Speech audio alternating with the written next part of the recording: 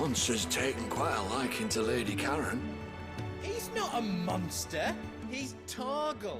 And what can I do for you? If you're gonna buy something, be quick about it.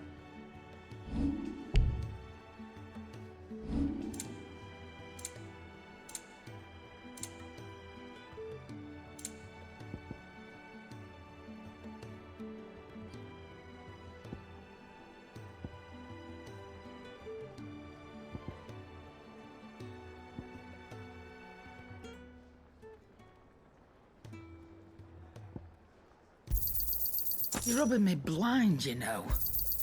It'd better all be here. You'll not find a better price than that. Finished, are you?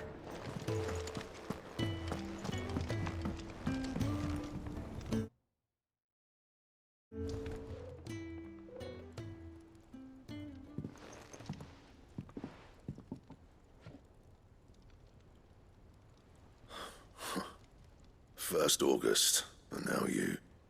What are you pair up to? What's it got to do with me? August was worried that something had been weighing on your mind. I thought you might want to talk about it.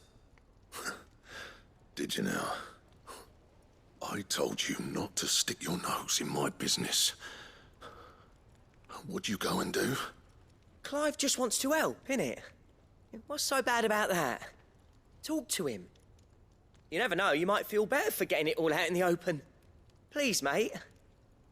I'm worried about you.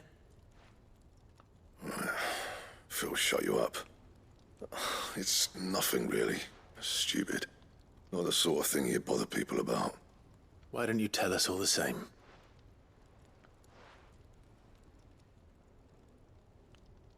Karen and I have an arrangement. I keep an eye on Goots, and she shows me what the competition's up to. Interesting arms and armor, things like that. Anyway, the other day, she shows me a cuirass she's come by. Masterpiece of level work. Light, supple, and tougher than it had any right to be. Made my stuff look like heavy, clumsy shit. I should have brought the bastard thing there and then just to study it, but I was too proud. Now, every time I reach for my hammer, I'm reminded that I'm not the craftsman I thought I was. There. You happy? You got what you came for. Now piss off. All right. We're going.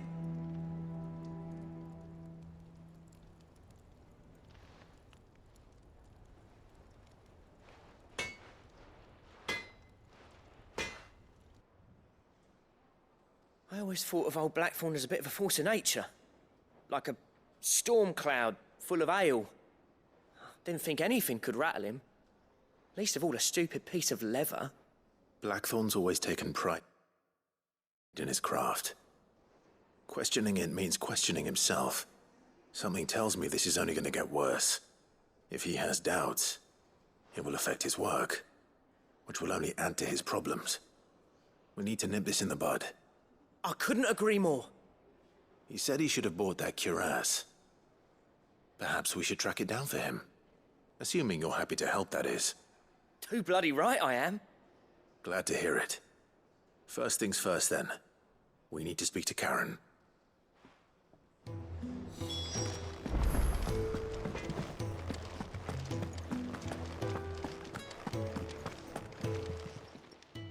Karen, do you have a moment?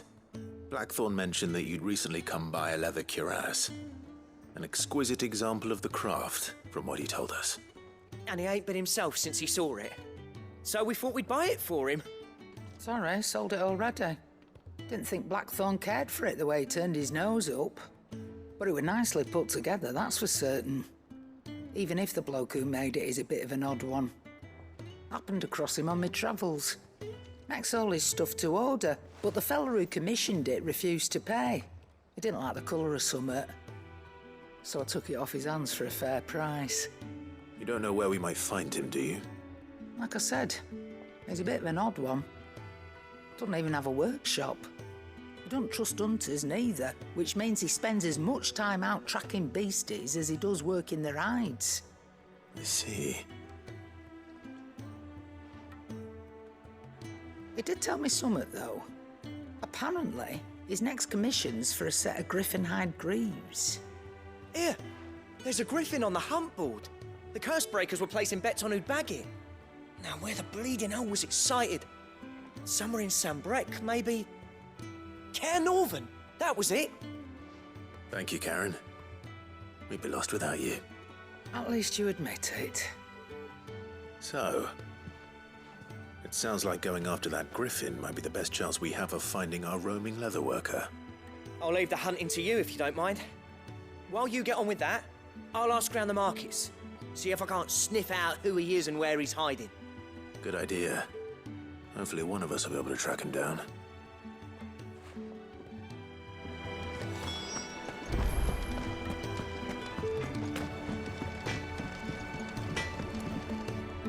Clive? Not saying Fordian, do you?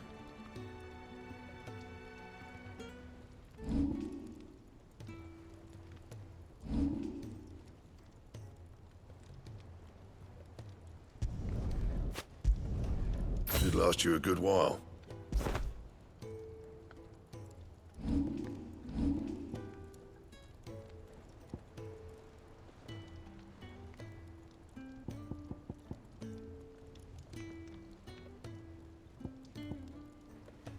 And?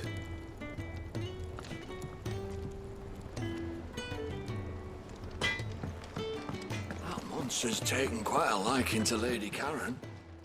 Well, don't just stand there gawping. Go on, then. I reckon I can find a buyer.